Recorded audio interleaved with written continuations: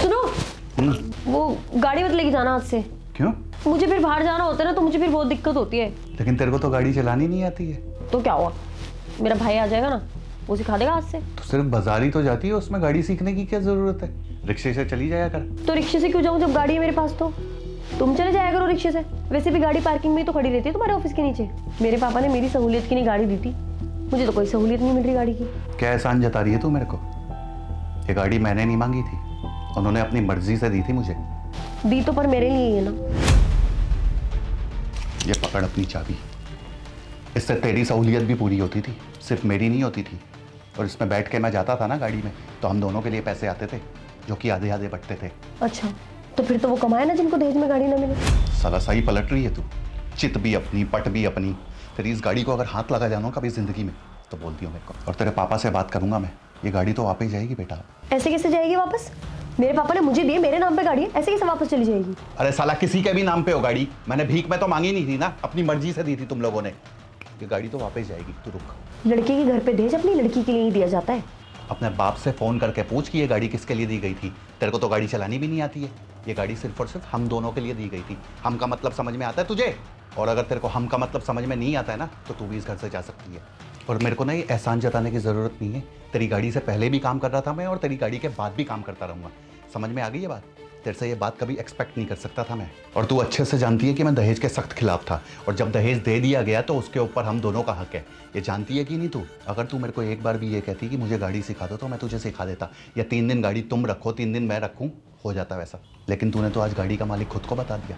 तो कौन हूँ फिर मैं, जो तेरी उधार की गाड़ी चलाता है? या फिर तेरा नौकर हूँ मैं? ये एहसान नहीं चाहिए तेरा मेरे को।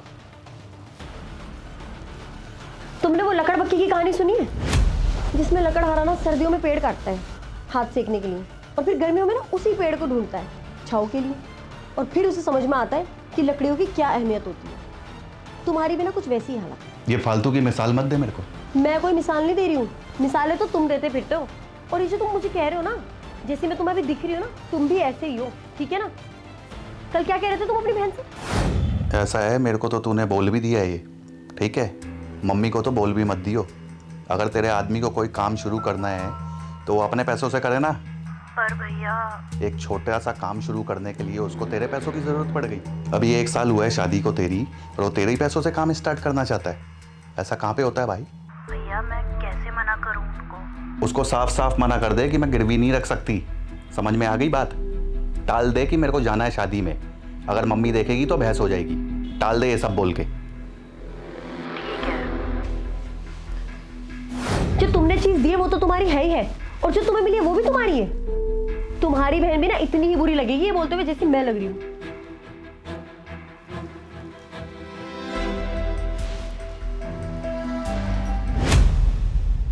हाँ भैया। हाँ, जो तू कल वो गिरवी रखने के लिए कह रही थी ना,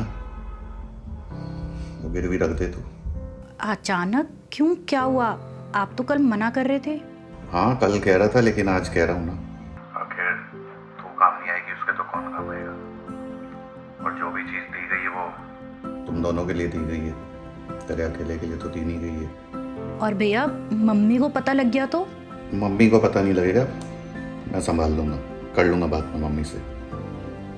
लगा दूंगा बहाना कुछ कि मैंने अपने काम के लिए ली।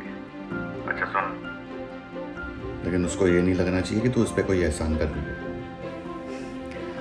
आपका ना भैया मुझे वैसे समझ नहीं आता कभी कभी।